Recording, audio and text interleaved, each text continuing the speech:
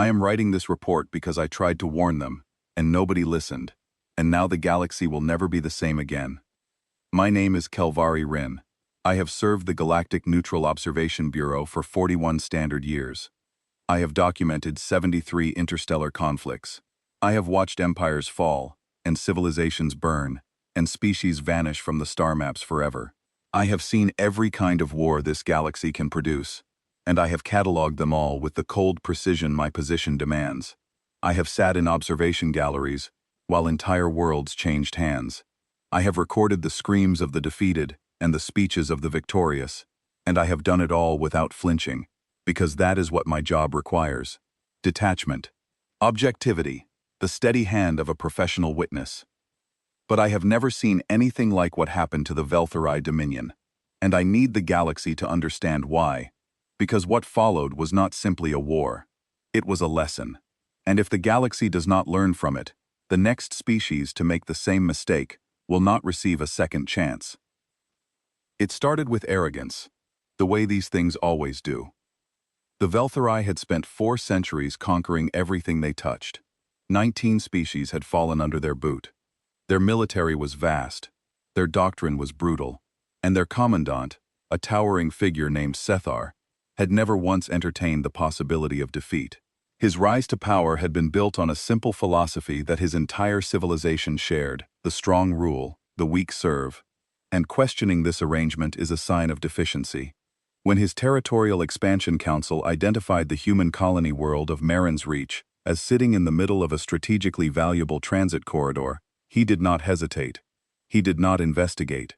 He did not request intelligence assessments or commission threat analyses, or consult with the neutral observation bodies that existed precisely for this purpose. He simply gave the order the way a man swats a fly, without looking, without thinking, without any consideration that the fly might bite back. I should explain what the galaxy knew about humans at that point.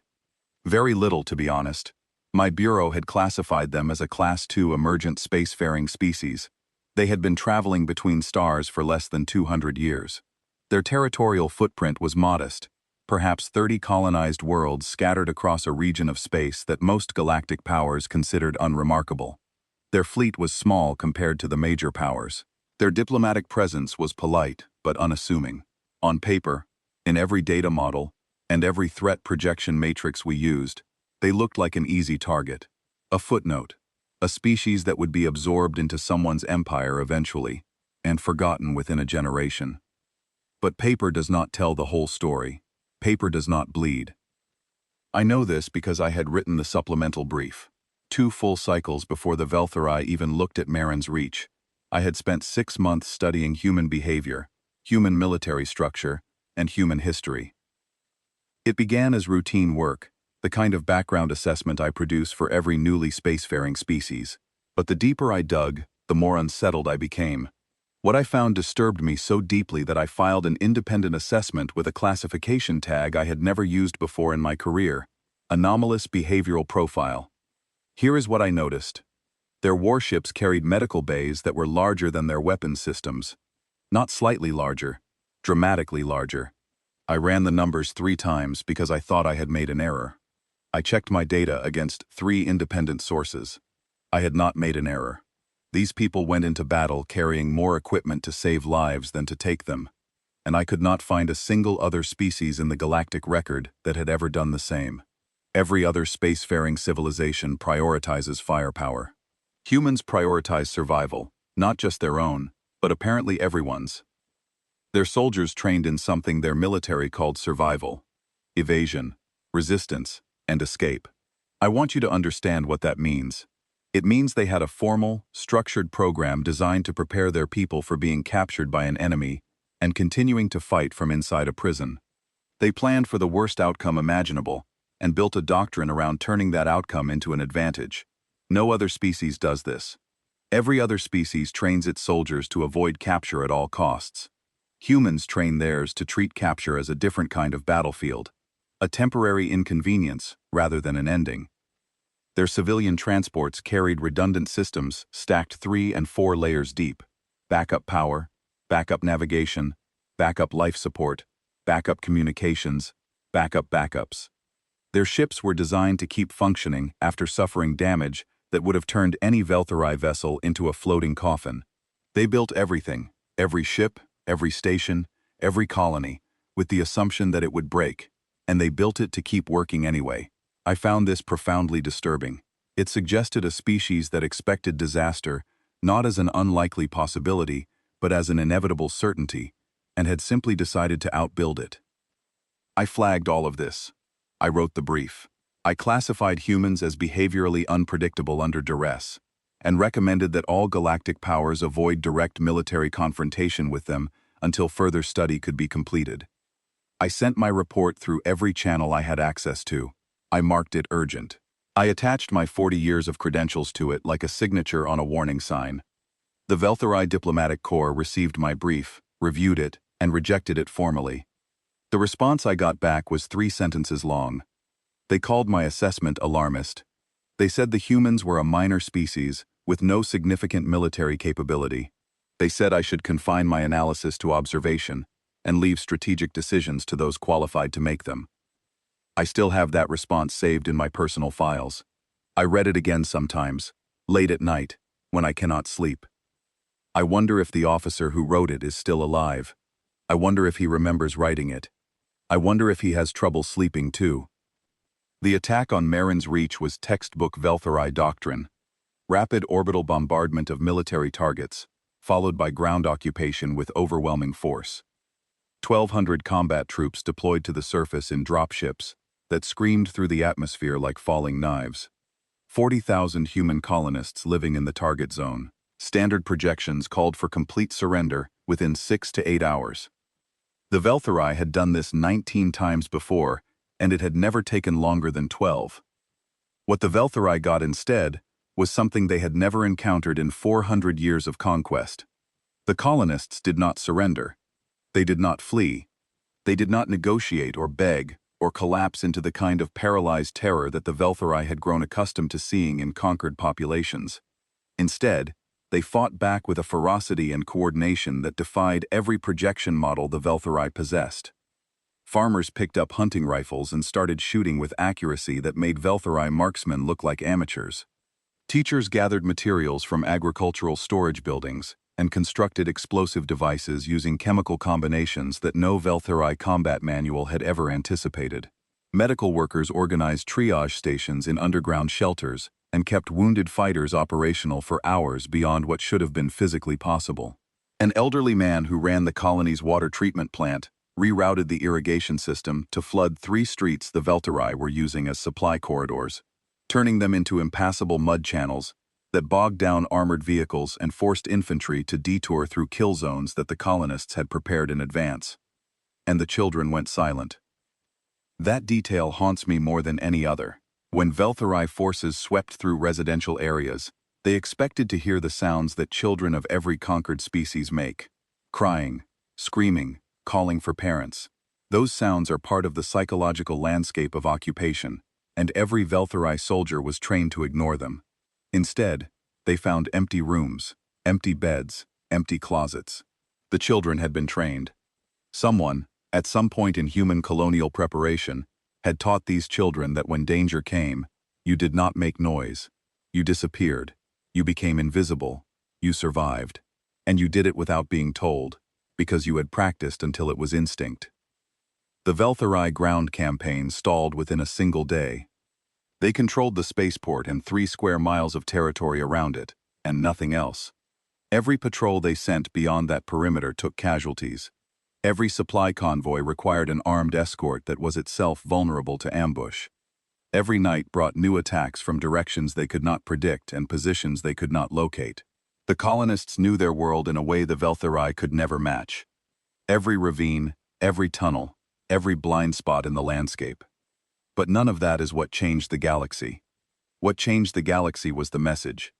The Velthari transmitted their standard post-conquest terms to Earth's government. They demanded formal surrender of the colony, cession of the transit corridor, and acceptance of tributary status within the Dominion. These terms had been accepted by 19 species before. They were, by Velthari standards, generous. Most conquerors take more. I was monitoring the communication channel, when the human response arrived. I had my analysis tools ready. I had my translation software running. I had my behavioral prediction models loaded and waiting. I was prepared for anything.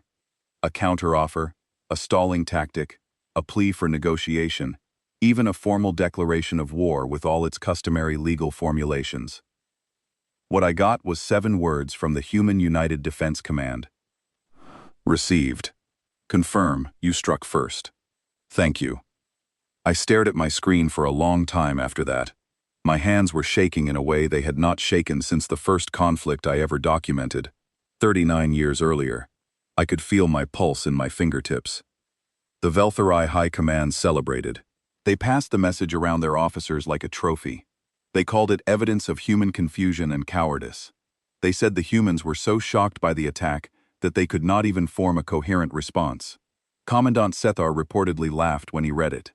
A deep, satisfied laugh that echoed through the halls of the command center. I did not laugh. I understood what those 7 words meant, and the understanding sat in my stomach like a cold stone. They were not confused. They were not afraid. They were confirming the legal and moral framework for everything that was about to happen. They were establishing, for the record, that they had not started this war. They wanted documentation. They wanted clarity. They wanted every species in the galaxy to know, without any possible ambiguity, who had thrown the first blow. And then they said thank you. Not sarcastically, not bitterly, with the genuine appreciation of a species that had just been given something it wanted. Permission.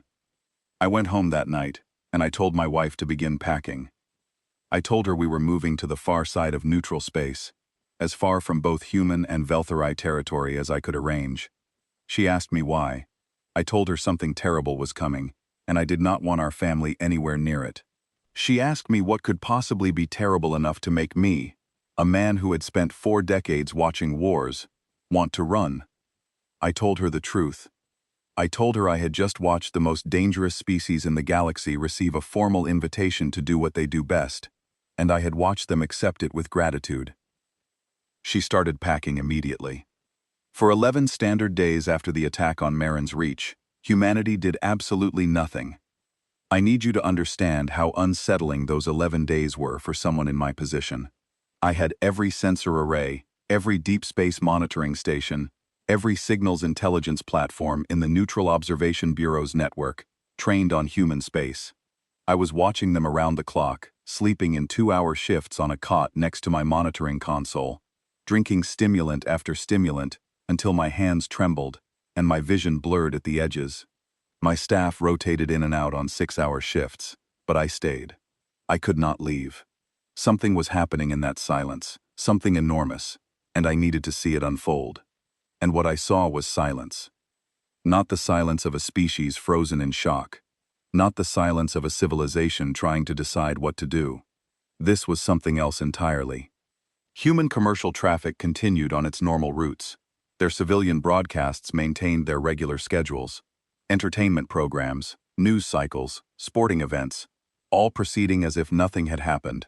Their diplomatic channels stayed open and carried the usual volume of mundane administrative traffic, trade negotiations, cultural exchange proposals, visa requests. On the surface, it was as if the attack on Marin's Reach had been a minor inconvenience, a weather delay or a traffic disruption, something too trivial to alter the rhythm of daily life. But underneath, everything was changing. I could see it in the gaps, the negative space where activity should have been but was not. Military communication frequencies that had carried a steady background hum for years went dead, not reduced, not encrypted into new formats, dead. The channels were open, but nothing traveled on them, like roads that had been cleared of all traffic. Fleet tracking beacons that had been broadcasting continuously since the humans first deployed them winked out one by one, like stars being extinguished across a night sky. Deep space sensor stations along the border with Velthari territory shifted their scanning patterns in ways my analysts could not interpret, sweeping sectors of empty space that contained nothing of strategic value, or at least nothing we could identify with our instruments. The humans were not panicking. They were reorganizing. They were going dark. And the fact that they could do it so quickly, so completely, so seamlessly, across 30 colonized worlds and an entire military infrastructure, told me something that made the stimulants in my blood feel like ice water. They had practiced this. They had rehearsed this exact scenario, drilled it until every officer, every ship captain, every communications officer, every supply clerk in their entire military knew exactly what to do when the order came down. The entire species pivoted from peacetime to war footing in 11 days without a single visible disruption to civilian life. And they did it so smoothly that most of the galaxy did not even notice it happening. The Veltharai, naturally, interpreted the silence as victory. Commandant Setharar held a broadcast celebration on the 9th day, a grand military parade through the capital, with captured human equipment displayed on transport platforms and Veltharai soldiers marching in their ceremonial formations, while music blared from loudspeakers mounted on every building. The streets were lined with civilians waving Dominion banners.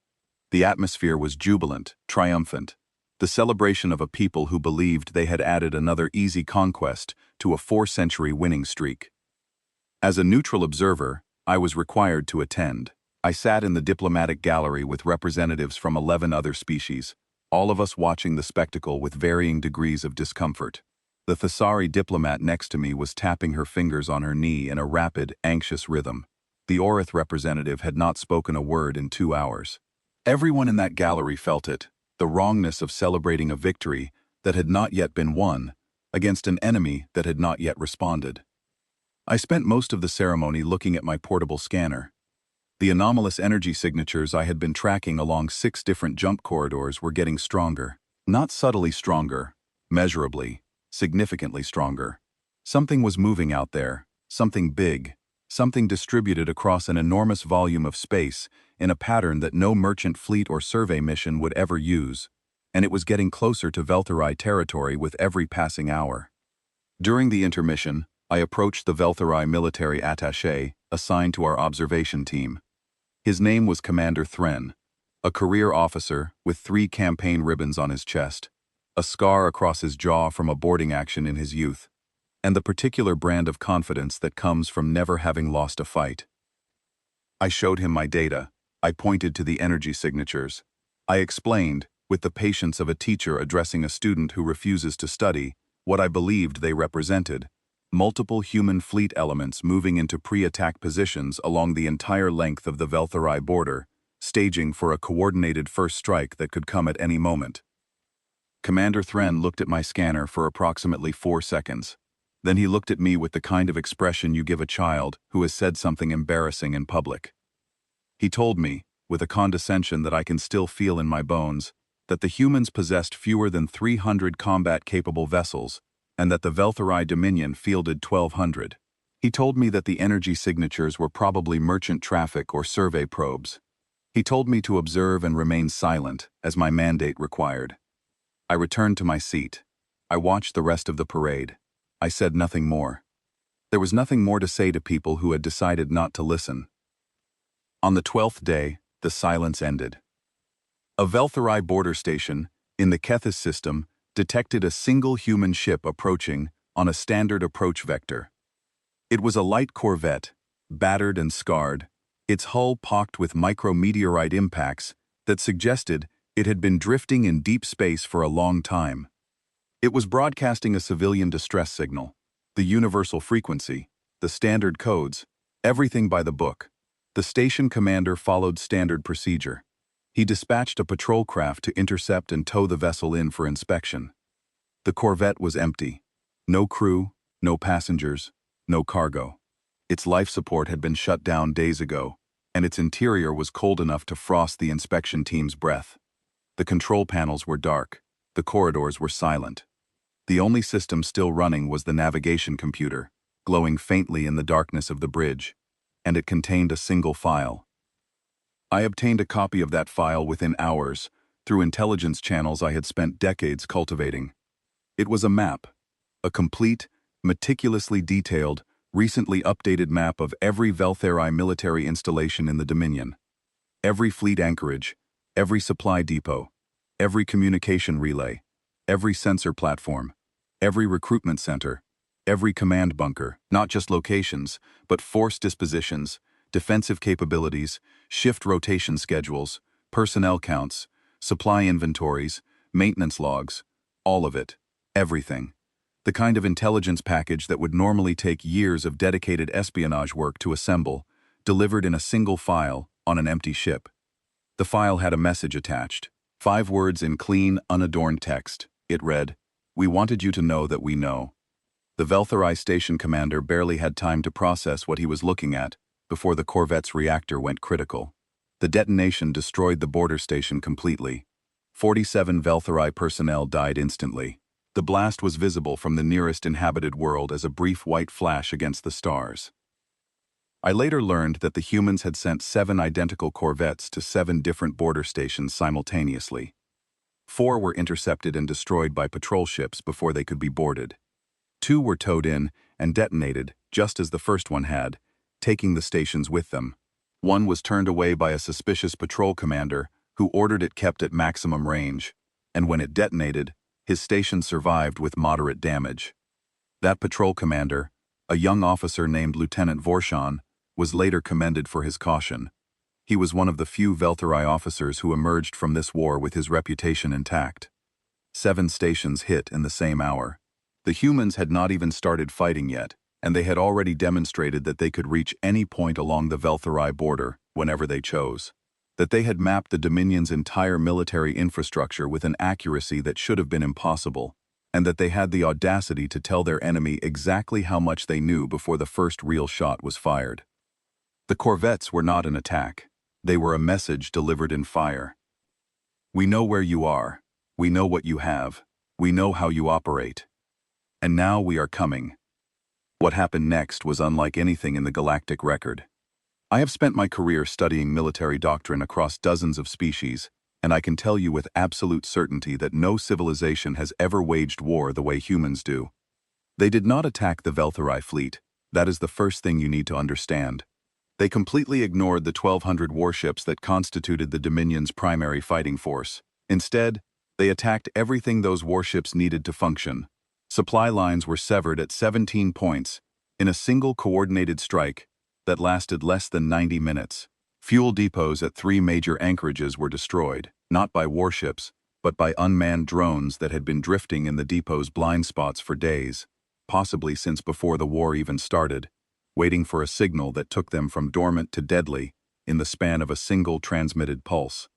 Communication relays across 9 systems went dark in a 4-hour window so precisely timed that I initially believed it was a single weapon system rather than dozens of independent strike teams operating in flawless synchronization across light years of space. No human attack force was ever spotted larger than 6 ships. They would appear at a target, hit it with overwhelming firepower from multiple vectors simultaneously, and vanish before the nearest Velthari patrol could respond. My tracking systems would locate them at one point.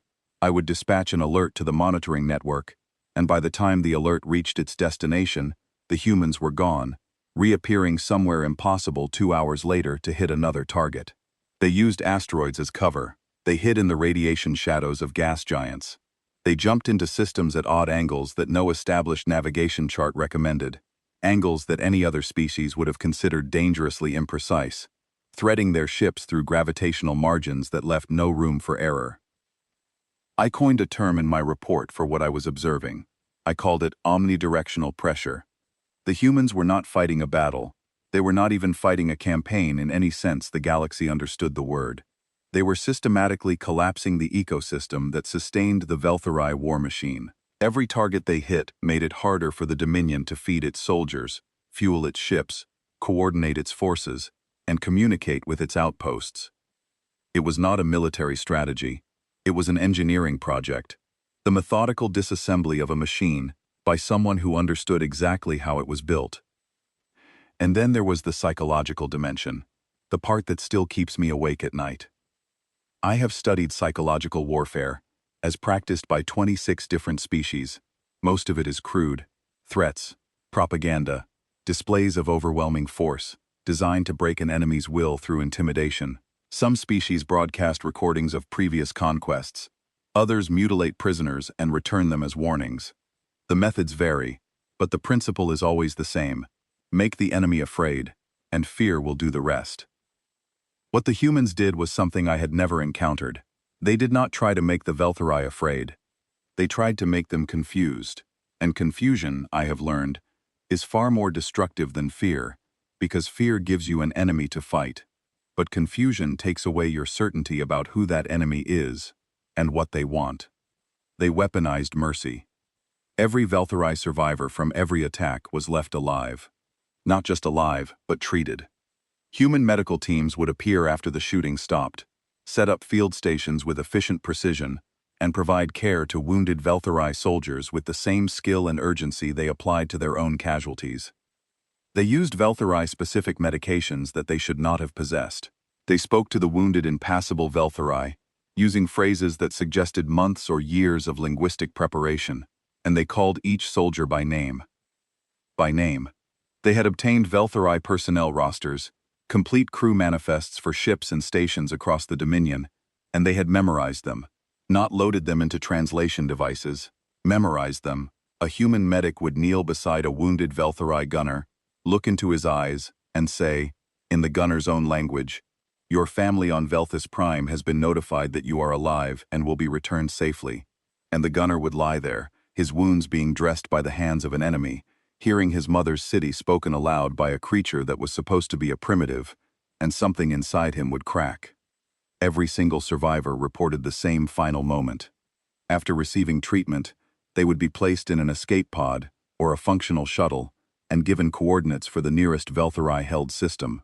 And the last human they spoke to would say the same 7 words, the same sentence every time, spoken by different humans in different systems on different days.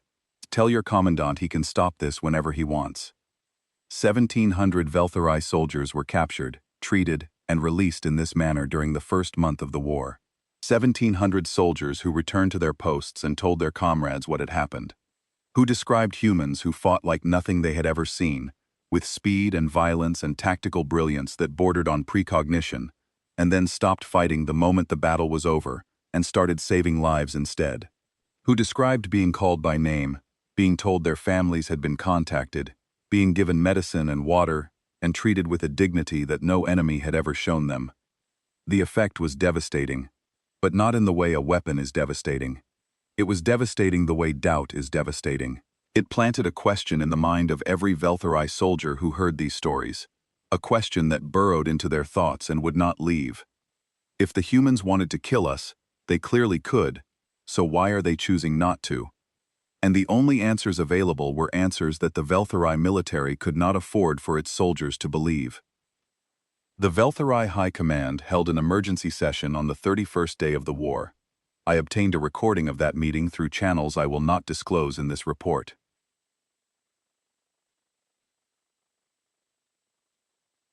The room was full of the most powerful military minds in the Dominion, admirals and generals and strategic planners, who had spent their careers conquering lesser species with mechanical efficiency.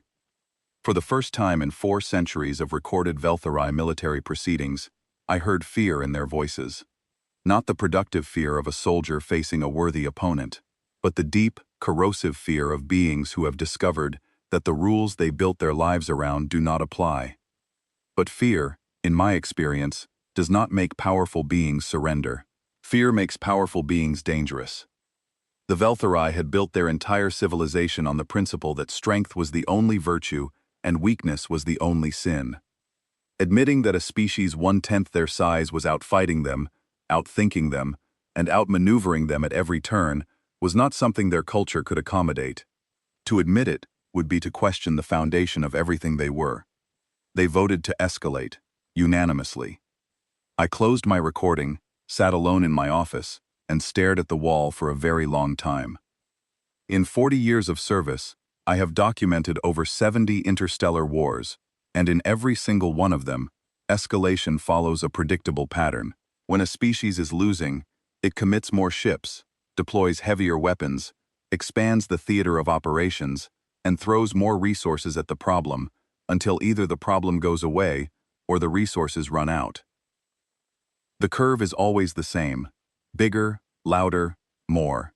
It is the only response that most species can imagine, because most species think of war as a contest of force and when force fails, the only conceivable answer is more force. Humans do not follow this curve. They do not escalate on a single axis. They escalate on every axis simultaneously, including ones you did not know existed. Commandant Sethar committed the full military might of the Velthari Dominion to a single decisive operation.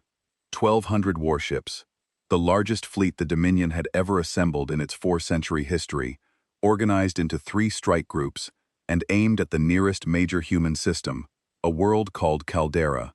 It was home to 60 million people and served as a regional military hub for the human frontier, a world of shipyards and training academies and supply warehouses that fed the human war effort across an entire sector. Sethar's plan was simple, and, by conventional military logic, sound. Overwhelm the humans with raw numbers, destroy their fleet in open battle, bombard Caldera into submission, and break the human war effort in a single stroke. I watched the fleet depart from 3 different monitoring stations. It was an impressive sight, I will admit. 1,200 warships stretching across the void in formation, their engines burning bright enough to register on civilian telescopes 3 systems away. The Velthari Military Propaganda Division broadcast the departure live across the Dominion, cameras mounted on escort drones, capturing every angle of the massive formation as it accelerated toward its target. They called it the Hammer of Sethar. They said it would be the blow that ended the war. They promised their people that the human nuisance would be crushed within a week, and that the Dominion's rightful expansion would continue unimpeded. My calculations told me the humans had, at most, 300 combat-capable vessels in their entire military. The math seemed decisive. 4-to-1 odds in the Velthari's favor, with the added advantage of choosing the time and place of engagement. By every model I ran, by every historical precedent I could find, by every principle of interstellar warfare documented in the galactic record, the outcome was clear. But my models were built on assumptions drawn from 73 previous wars, and none of those wars had involved humans. I was about to learn, along with the rest of the galaxy, that human warfare operates on principles that no model in existence had been designed to account for. The Velthari fleet arrived at Caldera after a 7-day transit and found the system completely undefended. No human fleet, no orbital defense platforms, no minefield, no sensor net, no picket ships, nothing. The planet hung in space, broadcasting normal civilian traffic, weather reports and shipping schedules, and a children's educational program about marine biology. 60 million people going about their day as if the largest invasion fleet in galactic history was not bearing down on them, with the explicit intention of reducing their world to rubble. Sethar was suspicious. His tactical officers advised caution. His intelligence staff suggested it might be a trap, though they could not identify what kind of trap could possibly threaten a force of 1,200 warships. But Sethar had committed everything to this strike: his reputation, his career, the Dominion's entire military reserve, and turning back was not something his pride or his culture would allow. He ordered the fleet into orbital positioning around Caldera, spreading his ships in a standard siege formation that would allow bombardment from multiple angles. They were halfway through their approach when the star flickered. I want to be precise about this because the implications are something the galaxy needs to understand fully and completely. Caldera's sun, a stable G-type star that had been burning steadily for 4 billion years, produced a sudden, massive electromagnetic pulse that swept through the entire inner system in a wave of charged particles moving at nearly the speed of light.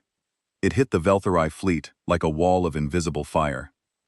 60% of their targeting systems went dark in 11 seconds. Sensor arrays overloaded and burned out, their delicate circuits melted by energy levels they were never designed to withstand. Navigation computers crashed and rebooted into diagnostic mode, scrolling error messages across blank screens. Communication links between ships dissolved into static, turning the coordinated fleet into 1,200 separate vessels, each one isolated in a bubble of electronic noise. Fire control systems locked up, shield generators cycled through emergency resets. Automated defense turrets began spinning randomly, unable to distinguish friend from foe. In the space of 11 seconds, the most powerful fleet the Velthari Dominion had ever assembled went from a coordinated fighting force to a collection of blind, deaf, confused individual ships drifting in loose formation around an enemy planet. It was not a natural event. I learned later, much later, through a combination of intelligence contacts and scientific analysis that took my team months to complete, that the humans had spent those 11 days of silence doing something no species in the galactic record had ever attempted.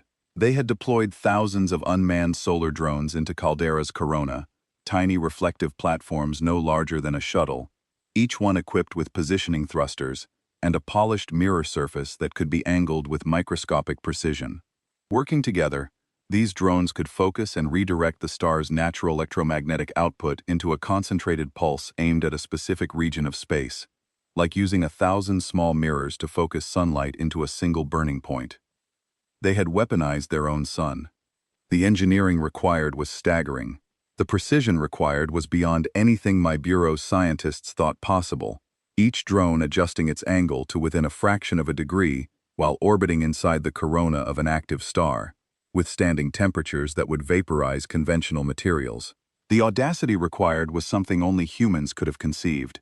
They had looked at a star, a burning ball of plasma 1,000,000 times the size of their homeworld, and they had thought, we can use that. And they were right. The Velthari fleet was still trying to reboot when the second blow landed. Human ships appeared at jump points behind the Velthari formation, not in front of them, where any defending fleet would be expected to emerge, meeting the enemy head-on in the traditional manner.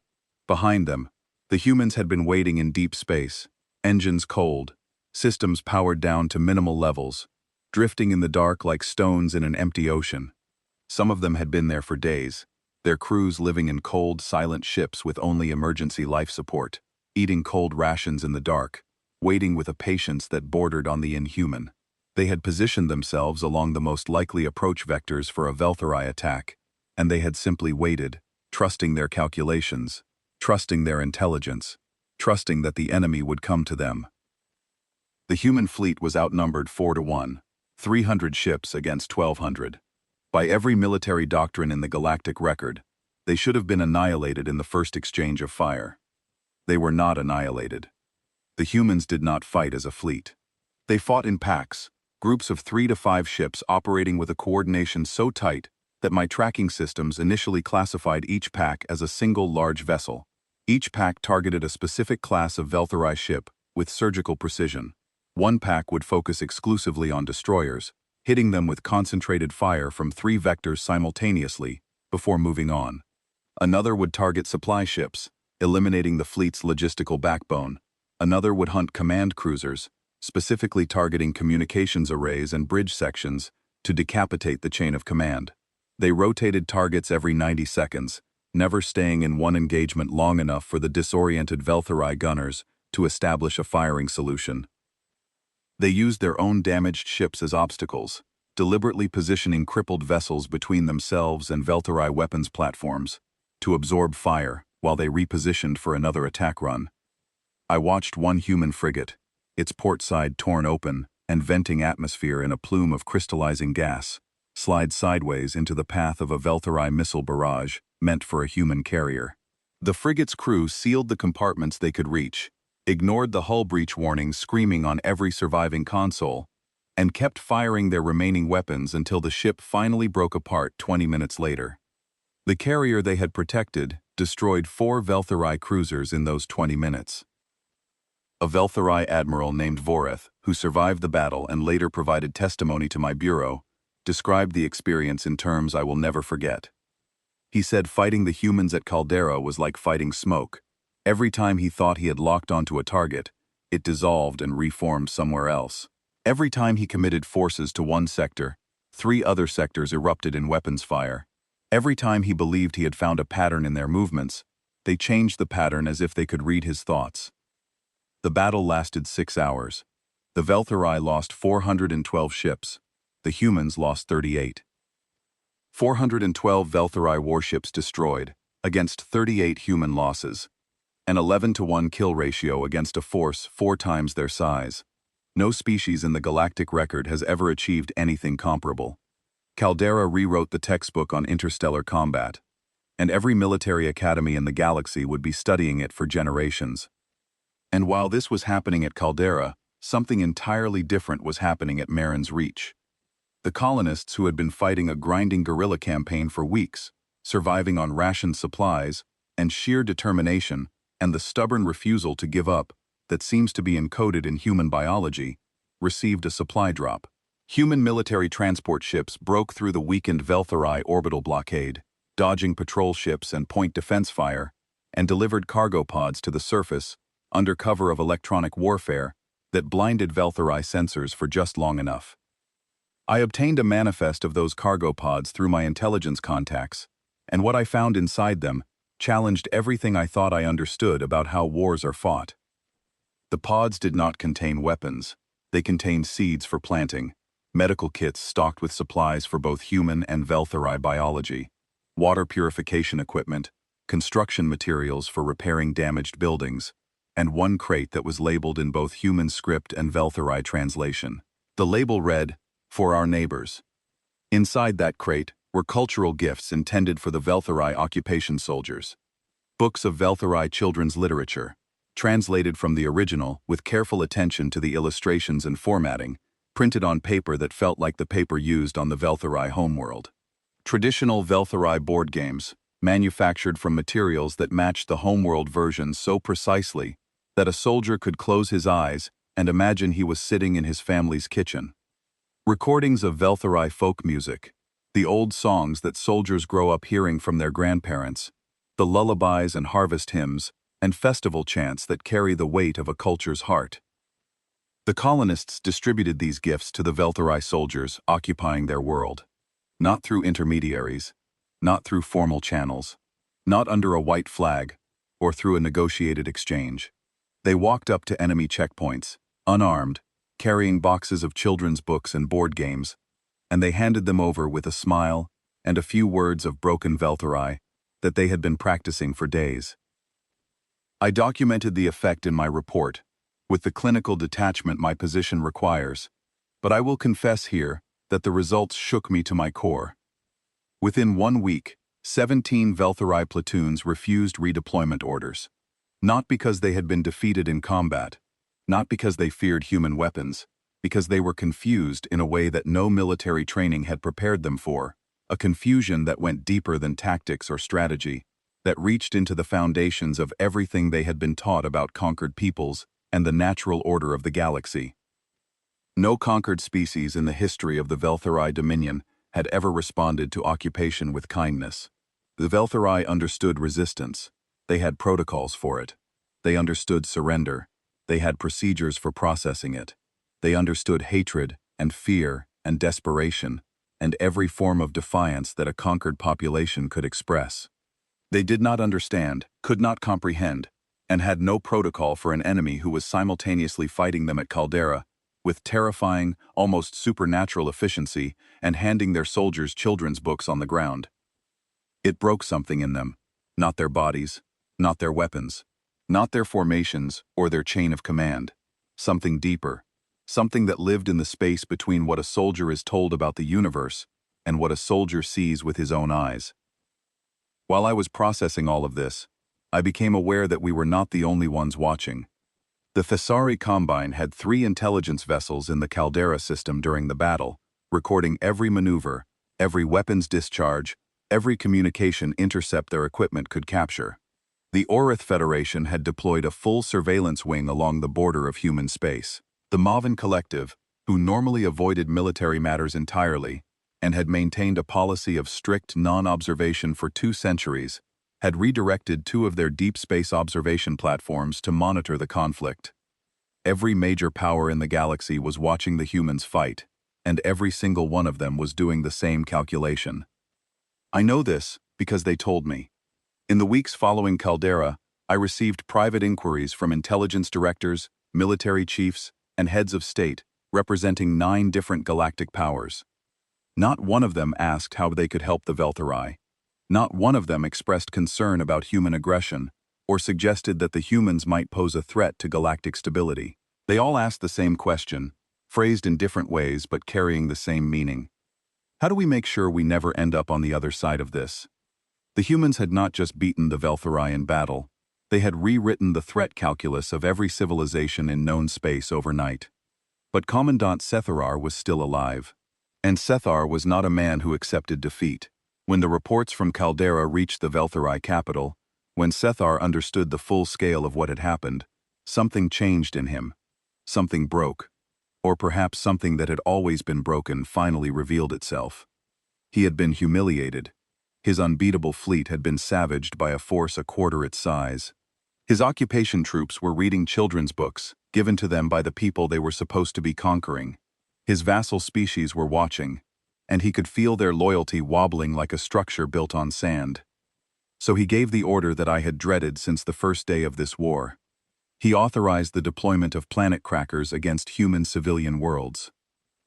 Planet crackers, extinction-level weapons designed to shatter a world's crust and render it permanently uninhabitable. Weapons so devastating that the galactic conventions of warfare had included specific provisions against their use. Provisions that the Velthari had signed and ratified 60 years earlier. I transmitted an emergency message to the Bureau headquarters the moment I confirmed the order. My hands were steady this time. The shaking had stopped. There was a strange calm that came with knowing the worst was happening, the calm of standing in the eye of a storm and understanding that the wind will return. My message read, "The Velthari have escalated to extinction-level weapons. I need immediate guidance, because I believe the human response will be something this galaxy has never seen." I was right, but even I, with my 41 years of experience and my anomalous behavioral profile on humanity, underestimated what came next. Let me state clearly, for the permanent record, that the Velthari planet cracker launched at the human colony world of New Thessaly was intercepted and destroyed before it reached its target. I am stating this at the outset because the galaxy needs to understand a critical fact about what happened afterward. What the humans did next was not retaliation for a successful atrocity. New Thessaly survived. Its 32 million inhabitants continued to breathe and eat and raise their children and live their lives without interruption. The weapon never reached them. Not a single life was lost on that world. What the humans retaliated against was the intent. The moment the Velthari launched that weapon, the moment they made the decision to crack a living world and extinguish 32 million lives, the humans responded, not to the damage, because there was no damage, not to the casualties, because there were no casualties on New Thessaly, to the decision, to the choice, to the moment when the Velthari Dominion looked at a world full of families and children and chose to destroy it. And the distinction between those two things, between responding to harm and responding to the willingness to harm, is what separates humanity from every other species I have ever studied. The intercept itself was a feat that deserves its own classified report, but I will summarize it here because the details matter. The planet cracker was launched from a Velthari weapons platform in the Sarathi system, aimed at New Thessaly, on a sublight trajectory that would take it 14 hours to reach its target. It was armored against conventional weapons fire, layered with composite plating 3 meters thick. It was shielded against energy weapons, with barriers that could absorb the combined output of a battlecruiser's main guns. It was designed, engineered, and built to be unstoppable once launched. A weapon that moved with the certainty of gravity toward a destination that could not be saved. No species in the galactic record has ever successfully intercepted a planet cracker in transit. In the 11 known instances where such weapons have been deployed across galactic history, they have reached their targets every single time. I want that fact to settle into your understanding before I tell you what happened. A single human destroyer, registry name Burning Question, was patrolling the outer reaches of the New Thessaly system when the planet cracker was detected on long-range sensors. The ship's captain, a woman named Grace Whitfield, had 204 crew members under her command and approximately 11 hours to make a decision that no training manual covered and no simulation had prepared her for. She did not wait 11 hours. She did not convene a meeting or request guidance from Fleet Command or spend a single moment agonizing over the mathematics of the situation. She made the decision in under 3 minutes. The Burning Question turned onto an intercept course and accelerated to maximum output, burning through fuel reserves and pushing the engines beyond their rated capacity until the bulkheads groaned and the deck plates vibrated with a frequency that the engineering manuals classified as structural failure imminent. Captain Whitfield's engineering officer, a man named Owen Drake, later noted in his log entries, which survived because they were transmitted to Fleet Command in real time as a continuous data stream, that the ship's reactor was operating at 114% of its theoretical maximum. He noted this with the same tone a man might use to observe that it was raining. He knew what it meant. Everyone on that ship knew what it meant, and not one of them objected, not one of them hesitated, not one of them requested transfer to an escape pod. The burning question caught the planet cracker at the edge of the New Thessaly system, in the cold space between the outermost planet and the Oort cloud, a region so remote and empty that it had no name and no purpose except as a place where nothing important ever happened. Until that day, there was no weapon in the destroyer's arsenal that could penetrate the planet cracker's armor. Captain Whitfield did not attempt to use her weapons. She did not waste time on the impossible. She chose the only option that mathematics and physics, and the stubborn human refusal to accept defeat, had left available to her. She rammed it. The burning question struck the planet cracker at full acceleration and simultaneously detonated its own reactor. The combined explosion vaporized both the destroyer and the weapon, in a flash that was visible on New Thessaly's night side, as a brief, bright star that appeared and vanished in the span of a heartbeat. A light that lasted less than 2 seconds and saved 32 million lives. 204 people, gone in an instant, by choice. The crew's final transmission was relayed to Human Fleet Command 6 minutes before impact. It contained 3 elements. First, navigational telemetry, confirming the intercept trajectory. Second, a request that their families be notified. Third, a status classification that I have spent many sleepless nights trying to understand, turning it over in my mind, like a stone from a world I will never fully comprehend. Crew status. Acceptable losses. Acceptable. They accepted their own deaths the way someone accepts an inconvenience. A delay, a cost, a line item in a budget that would be balanced by the 32 million lives on the other side of the ledger. Not with joy, not with fanaticism, not with the frenzied exultation of soldiers seeking glory, with the calm, measured recognition that this was the price of the task, and the task was worth the price, and the math was not complicated. I have studied the concept of self-sacrifice across 47 species. Many cultures celebrate it in their stories and songs.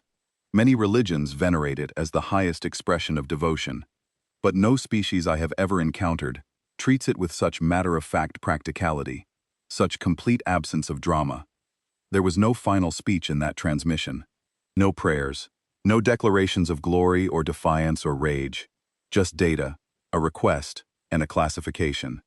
Acceptable losses. Within 6 hours of the burning question's sacrifice, something happened that demonstrated a dimension of human warfare I had not previously appreciated, and that no species in the galactic record has ever replicated.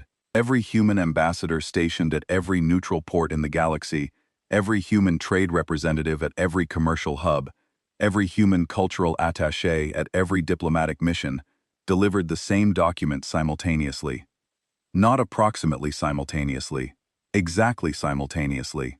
Down to the second, across hundreds of light-years of space, in dozens of different systems, on stations and worlds and ships where the local time ranged from early morning to deep night, human diplomats in formal attire stood up, opened identical cases, and presented identical documents to their hosts at the exact same moment. The document was a legal brief, 147 pages long, filed under the Galactic Conventions of Warfare, formally charging the Velthari Dominion with attempted civilizational extinction, and requesting that all neutral powers formally acknowledge the charge and update their diplomatic status with the Dominion accordingly. It was not a declaration of war. They were already at war. It was a prosecution. A legal framework for what was about to happen, constructed with the same precision and foresight that had characterized every human action in this conflict. I read the document 3 times. The legal reasoning was flawless. The evidence was comprehensive. The citations of galactic law were precise and devastating. But what struck me most was the structure of the document itself. The legal framework it employed was not something that could have been assembled in 6 hours. The arguments were too refined, too carefully layered, too precisely calibrated to anticipate every possible legal counterargument. The evidence was too well organized. The precedents were too thoroughly researched. The humans had prepared this document before the war started. They had anticipated that whoever attacked them might eventually resort to extinction-level weapons, and they had prepared the legal response in advance. They had written the brief, assembled the evidence templates, established the distribution protocol, and trained their diplomatic corps to deliver it on command, months or possibly years before the Velthari fired a single shot. They had contingency plans for being targeted with planet crackers. They had paperwork ready for the end of the world. With legal cover established, with every neutral power in the galaxy formally on record acknowledging the Velthari's violation of galactic conventions, the humans stopped fighting a contained war. What followed was something I have called, in my classified reports, total systemic deconstruction, and it remains the most efficient dismantling of a galactic power I have ever witnessed. Human cyber warfare units collapsed the Velthari banking network in a single coordinated operation. Every financial institution, every transaction clearinghouse, every payroll system, every pension fund in the Dominion went offline simultaneously, their databases locked behind encryption that Velthari programmers could not even begin to crack. Soldiers stopped receiving pay, contractors stopped receiving materials, factory workers stopped receiving orders. The civilian economy, already strained by the war, seized up like a machine that had run out of oil, every gear grinding to a halt at the same moment. Simultaneously, human diplomatic teams made contact with 3 of the Velthari's vassal species, civilizations that had been conquered decades or centuries earlier and maintained under Dominion control through military occupation and economic dependency. The Kalori, the Vresh, and the Danthari, 3 proud peoples who had been living under the Velthari boot for generations. I do not know the details of what the humans offered these species. I know only the result. All 3 declared independence on the same day, withdrawing their economic contributions to the Dominion and refusing to supply conscript soldiers to the Velthari military. The Dominion lost 1/3 of its tax base and 1/4 of its infantry in 24 hours, without a single shot being fired. And then the humans did something that, to this day, I consider the most elegant act of warfare I have ever documented. They disabled the Velthari's faster-than-light communication backbone. Not by destroying the relay satellites, which would have been the obvious approach and the one any other species would have chosen. By removing them. Human engineering teams in stealth-equipped shuttles approached the communication relays, under sensor-dampening fields, detached them from their orbital mountings with careful precision, loaded them onto transport vessels, and carried them away. They left receipts, actual, formal, itemized receipts, listing each piece of equipment taken, its condition, its assessed value, and a note indicating that the equipment would be returned in full working order upon the conclusion of hostilities. Without their communication network, the Velthari fleet, still technically intact, still possessing hundreds of warships with functioning weapons and engines, found itself stranded. Individual battle groups could not contact each other. Fleet commanders could not receive orders from high command. Logistics officers could not coordinate supply deliveries. Intelligence officers could not share sensor data or threat assessments. The Dominion's military, once a seamlessly integrated fighting machine spanning 12 star systems, fragmented into dozens of isolated groups, each one operating blind and alone in the vast emptiness of space. In 30 standard days, the humans had destroyed the Velthari Dominion's economy, liberated its vassal empire, and severed its ability to function as a coherent state. They had done it without fighting a single major fleet engagement after Caldera. They had done it without killing a single civilian, and they had done it while continuing to provide medical care to every Velthari soldier they encountered. Commandant Sethar's own officers turned against him, not violently, which I think surprised everyone, including the officers themselves. They simply stopped following his orders. They stopped standing when he entered a room. They stopped saluting. They stopped pretending that his authority was real. Communication intercepts I obtained during this period show Velthari captains reaching out to human counterparts through back channels, through intermediaries, through personal frequencies that were never supposed to carry military traffic, asking for terms. The human response was identical in every case. 5 sentences that I have memorized because I believe they represent the most concise expression of human strategic philosophy I have ever encountered. We do not negotiate with your officers. We do not negotiate with your commandant. We negotiate with your people. Hold free elections, choose representatives, then we will talk. They were not demanding surrender, they were demanding democracy. Sethor was deposed 9 days later. His own personal guard, soldiers who had sworn blood oaths to protect him with their lives, walked into his command center and escorted him out. There was no violence, there was no trial. They simply told him his time was finished, and he walked between them in silence, and the doors closed behind him, and 4 centuries of Veltharai military autocracy ended with a quiet click. A provisional civilian council was formed, from Veltharai academics, workers, and community leaders. Their first official act was to transmit a ceasefire request to the Human United Defense Command. The war had lasted 91 days. The galaxy has seen many wars end. I have personally documented the conclusions of 37 interstellar conflicts. I have watched conquerors dictate terms to the conquered, across carved stone tables and polished metal desks, and holographic display chambers. I have seen the defeated stripped of territory, wealth, military capability, and dignity. I have witnessed the entire range of post-war outcomes, from magnanimous peace to vindictive subjugation, from generous reconstruction to systematic humiliation. Nothing in my experience prepared me for what the humans did to the Veltharai when they won.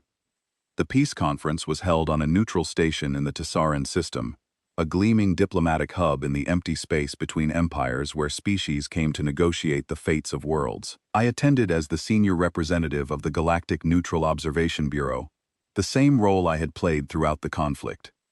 I sat at the observation table with my recording equipment, and my analysis software, and my 4 decades of professional detachment, and I watched something happen that fundamentally altered my understanding of what a species can be. The Veltharai delegation arrived first, 8 officials from the Provisional Civilian Council, accompanied by 2 military advisors and a team of legal experts who carried data tablets loaded with precedent files from every post-war negotiation in galactic history. They were dressed in the formal gray of Veltharai diplomacy, and their faces carried the particular expression of controlled dread that I have seen on every defeated delegation I have ever observed.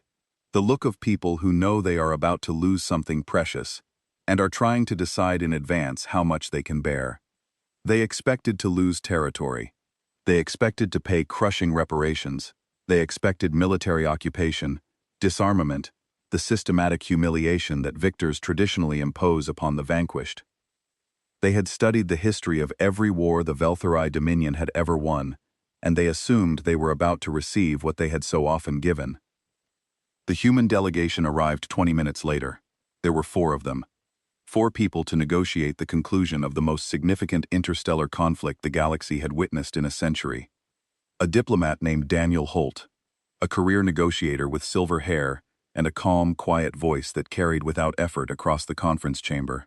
A doctor named Laura Penny, who carried a medical bag and spent the first 5 minutes of the conference checking on the health of the Veltharai delegates, moving from chair to chair, asking if anyone needed water or medication, offering a tissue to one delegate, who was clearly struggling to maintain composure. An engineer named Simon Blackwell, who brought schematics and construction plans instead of weapons inventories, rolling out blueprints for communication infrastructure and broadcasting equipment on the conference table, and a teacher. Her name was Ellie Marsh. She was 53 years old. She had been a school principal on Marin's Reach when the Veltharai invaded. She had spent the first 4 weeks of the occupation hiding 47 children in a network of underground shelters while her school was used as a Veltharai command post, while soldiers walked above her head and search teams swept the buildings, while she told the children stories in whispered voices and taught them mathematics with pebbles and sticks because they had no other materials. She had been evacuated when the human military broke the blockade, and she had volunteered to join the peace delegation. The highest-ranking person in the human delegation was a school principal from a conquered colony world. No military representative, no admiral, no general, no intelligence officer, no weapons inspector, no occupation coordinator. The species that had just dismantled a 12-system empire in 91 days sent a diplomat, a doctor, an engineer, and a teacher to collect the piece. Daniel Holt presented the human terms. He spoke for 11 minutes. The room was completely silent, except for his voice and the soft hum of my recording equipment. The humans demanded no territory, not a single system, not a single planet, not a single orbital station, not a single kilometer of space that had not been theirs before the war began. The transit corridor through Marin's Reach would be designated as a shared navigation zone, open to all species equally, with maintenance costs split between the human government and whatever government the Velthari people chose to establish. The humans demanded no reparations, no financial compensation for the war, no payment for damaged ships or destroyed infrastructure, no economic penalties of any kind. When one of the Velthari legal experts asked for clarification, leaning forward in his chair with an expression of pure disbelief, clearly convinced he had misunderstood the translation, Daniel Holt repeated the point in simple, unambiguous language. We are not here to take your money. The humans demanded no military concessions, no disarmament, no fleet reduction, no weapons limitations, no occupation forces, no monitoring stations, no inspectors, no restrictions on military research or development. The Velthari would maintain whatever military they deemed necessary for their own defense, subject only to the existing galactic conventions of warfare that they had already signed. Instead, the humans required three things. First, that the Velthari government establish a free press, complete freedom of information, with constitutional protections against government censorship, and independent editorial oversight that could not be overridden by political authority. The humans offered technical assistance to build the communications infrastructure required, provided at no cost, installed by human engineers, and operated by Velthari citizens trained by human media professionals. The information would belong to the Velthari people. The humans wanted nothing in return, except the guarantee that it would remain free. Second, that Velthari educational institutions implement a mandatory course on the history and culture of every species the Dominion had conquered over its 4-century history. Not a Velthari-authored version of that history, sanitized and reframed through the lens of the conqueror. The curriculum would be written by the conquered species themselves, telling their own stories in their own words, describing their own cultures, and their own suffering, and their own resilience in whatever language they chose. The course would be required at every level of education, from primary school through military academy, and it would be taught forever. Third, that the crew manifest of the burning question, all 204 names, be read aloud in the Velthari Parliament once per year for the next 50 years. Not as punishment, not as humiliation, not as a reminder of defeat or a mark of shame. As remembrance. Grace Whitfield, Owen Drake, and 202 others who had given their lives to stop a weapon that would have murdered 32 million people. The humans wanted the Velthari to hear those names, to sit in their seats of power once a year and listen to the names of the people who had died, to save a world that the Velthari had tried to crack open like an egg. To hear each name spoken aloud and to carry the weight of that hearing for the rest of their lives. The room was silent for a very long time after Daniel Holt finished speaking. I counted the seconds out of professional habit. 47 seconds of absolute silence, the longest I have ever recorded in a post-war negotiation. I watched the Velthari delegation. I have spent my career reading the body language of dozens of species in moments of high stress, and what I saw on those 8 Velthari officials was not relief. It was not gratitude. It was something closer to bewilderment, the expression of beings who have braced themselves for a blow that never comes, and cannot understand why the fist remains open instead of closed. The senior Velthari delegate, a woman named Counselor Dratha, asked a single question. She asked it quietly, almost hesitantly, in a voice barely louder than a whisper, as if she was afraid the answer would reveal the trap she was certain existed somewhere in these impossible terms. She asked, "Why?" Daniel Holt looked at her for a moment. Then he looked at Ellie Marsh, the school principal from Marin's Reach. He nodded slightly, and Ellie Marsh stood up. She was not a tall woman. She was not an imposing woman. She wore simple clothes, and her hair was streaked with gray, and her hands were the hands of someone who had spent her life holding books and chalk, and the fingers of frightened children. She stood before the delegation, that represented the civilization that had invaded her world, killed her neighbors, and driven her underground, and she spoke without notes, without anger, without a single tremor in her voice. She told the Velthari delegation about the 47 children she had hidden during the occupation. She told them about reading stories to those children in the dark, in shelters that smelled like damp earth and fear, while Velthari soldiers walked overhead and search teams probed the buildings with scanners that came within meters of finding them. She told them about one child, a 6-year-old boy named Peter, who had stopped speaking entirely after the first week and did not say another word until the evacuation ships arrived, and he saw sunlight for the first time in 28 days and whispered the word sky.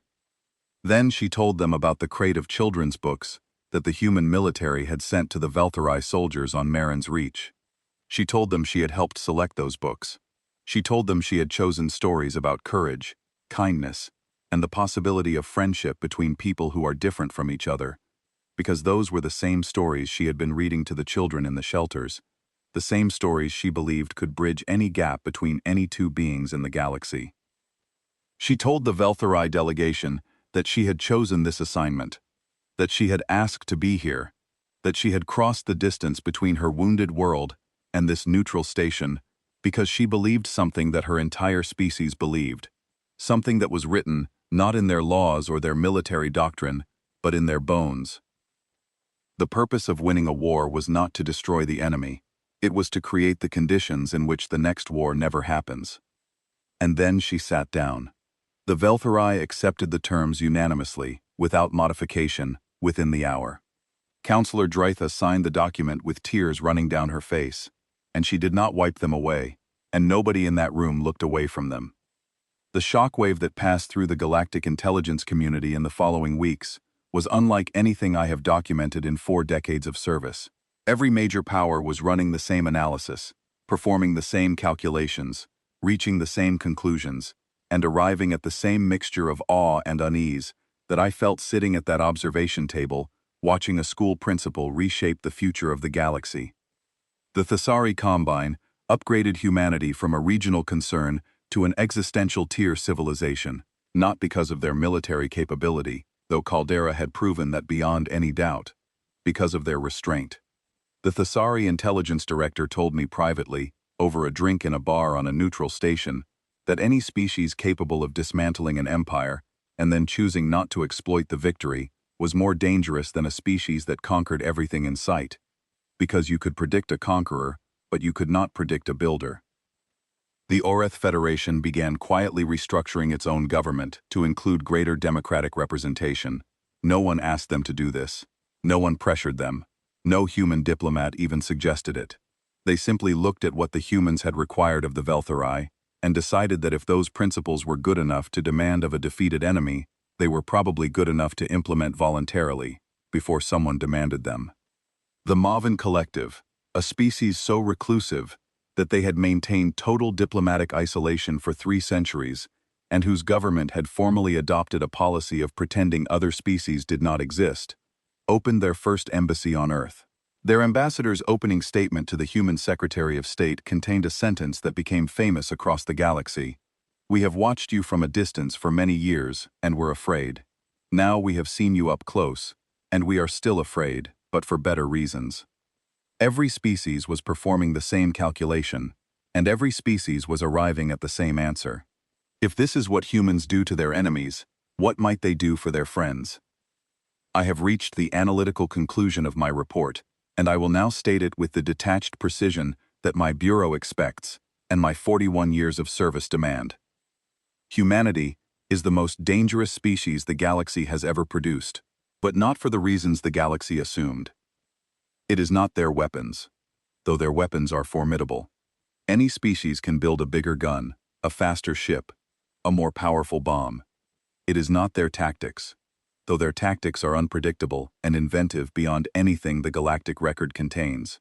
Any species can learn to fight in unconventional ways, given enough time and enough desperation. It is not their willingness to sacrifice, though that willingness runs deeper than anything I have encountered in 47 studied civilizations. Many species will die for a cause. Many soldiers will give their lives for their people. What makes humans dangerous? What truly sets them apart from every other species that has ever reached for the stars is that they fight wars in order to end wars. Every battle they wage is in service of a peace they have already designed. They do not enter conflicts seeking territory, resources, or dominance. They enter conflicts seeking a specific outcome, a future in which the conflict cannot recur. Their military strategy and their diplomatic strategy are not separate systems operating in parallel. They are a single integrated mechanism, a unified engine designed to achieve one goal and one goal only, making the next war impossible. They do not destroy civilizations. They renovate them. They tear out the structures that produce conflict, the censorship, the ignorance, the concentrated power, the systems that allow a single individual to decide that 32 million people should die, and they replace them with structures that produce stability, transparency, education, distributed authority, the tools that allow a people to govern themselves and to understand the peoples they share the galaxy with. They do it with force when force is required, and with kindness when kindness is effective, and they seem to have an almost supernatural ability to know which tool to apply at which moment. That is far more dangerous than any conqueror could ever be. Because you can resist a conqueror. You can fight back against an enemy who wants to take what you have. You can build walls and forge weapons, and rally your people against a threat they can see and name and hate. But how do you resist an enemy who defeats you and then makes your civilization better than it was before they arrived? How do you maintain your hatred of a species that breaks your military, dismantles your empire, and then sends doctors, engineers, and teachers to help you rebuild? You cannot.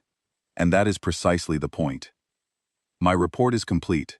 My analysis is filed. My professional obligations are fulfilled. But I am going to do something I have never done in 41 years of service. I am going to add a personal addendum, unofficial and off the record, because I believe there are some truths that data cannot capture and analysis cannot convey. Truths that live in the space between numbers, where only experience can reach. 6 months after the war ended, I visited Marin's Reach. I told myself it was for follow-up observation, a professional obligation to document the post-conflict recovery. That was a lie. I went because I needed to see something with my own eyes that I could not bring myself to believe based on reports alone. I needed to see if what the reports described was real, or if it was the kind of beautiful fiction that people invent when reality is too harsh to face. The colony had been rebuilt, not just repaired, not just patched together with temporary materials and provisional structures, rebuilt. New buildings stood alongside the old ones, some designed by human architects and some designed by Velthari engineers who had stayed behind when the occupation ended, choosing to remain on a world that had been their enemy's home, because something about this place and these people had changed them in ways they could not fully explain. The architectural styles were different. Human buildings all clean lines and large windows that welcomed the light. Velthari buildings curved and enclosed and warm like nests, but they stood side by side on the same streets. And somehow the contrast worked. Somehow the differences made the whole thing more beautiful than either style could have been alone. I walked through the market district on a warm afternoon, with the golden light of Marin's star slanting through the streets. I stopped at a bakery near the center of town. It was run by a Velthari veteran named Corporal Delkai, one of the occupation soldiers who had received the crate of children's books. He had returned to Marin's Reach after the war, not as a soldier but as a civilian, carrying nothing but a bag of clothes and a recipe book that had belonged to his grandmother, and he had opened a bakery that sold both human and Velthari pastries, side by side, in a glass case that smelled like cinnamon and honey and something warm and nameless. I bought something called a cinnamon roll, which is a human pastry involving wheat dough and a spice that grows on their homeworld, and a Velthari honey twist, which reminded me so strongly of something my grandmother used to make when I was small that I had to close my eyes for a moment and breathe. I sat on a bench outside the bakery and ate them both while I watched the street, and the cinnamon roll was warm and soft, and the honey twist was crisp and sweet, and both of them were good, in ways that had nothing to do with baking and everything to do with where I was eating them and what it meant. Human children and Velthari children were playing together in a schoolyard across the road. They were playing some kind of game that involved running and shouting and occasionally falling down and laughing so hard that they could not get up again. I watched them for a long time, trying to determine the rules. I am not sure there were rules. I think they were making it up as they went, the way children do when they are too busy having fun to worry about structure. A small Velthari girl with bright eyes was chasing a human boy who was pretending to be afraid, and when she caught him, they both collapsed into a heap of laughter, and a third child, species unclear from my distance, piled on top of both of them, and the heap became a tangle of limbs and giggles that neither war nor politics, nor the vast cold distance between stars, had any power to untangle. A human woman walked by with a Velthari toddler on her hip. The toddler was chewing on a piece of fruit and looking at the world with the wide, unguarded curiosity that belongs only to the very young, the look of a being who has not yet learned that the universe can be cruel. The woman was talking to a Velthari man walking beside her, and they were both laughing about something, and whatever it was the kind of laughter that comes from deep down, from the place where joy lives when it is not being guarded. I sat on that bench for a long time. The afternoon light was golden and warm, and the sounds of children playing drifted across the street, like music from a window left open in summer. I felt something sitting there that my species does not have a word for. We have words for victory and defeat, for dominance and submission, for fear and courage and grief and rage, and all the sharp-edged emotions that come with being a thinking creature in a dangerous universe. But we do not have a word for the feeling of watching a wound heal, for the quiet wonder of seeing something broken become something whole, for the particular warmth that fills your chest when you realize that the worst thing that could have happened did not happen, and something unexpectedly beautiful happened instead. I borrowed a human word. The word is hope. My final recommendation to the Galactic Neutral Observation Bureau is as follows. Reclassify species designation for Homo sapiens. Previous classification. Class 2 Emergent Spacefaring Species. Recommended new classification. Do not provoke under any circumstances. This report is submitted respectfully and with full confidence in its conclusions. Kelvari Rin, Senior Threat Analyst, Galactic Neutral Observation Bureau. 41 years of service. Reporting for the last time.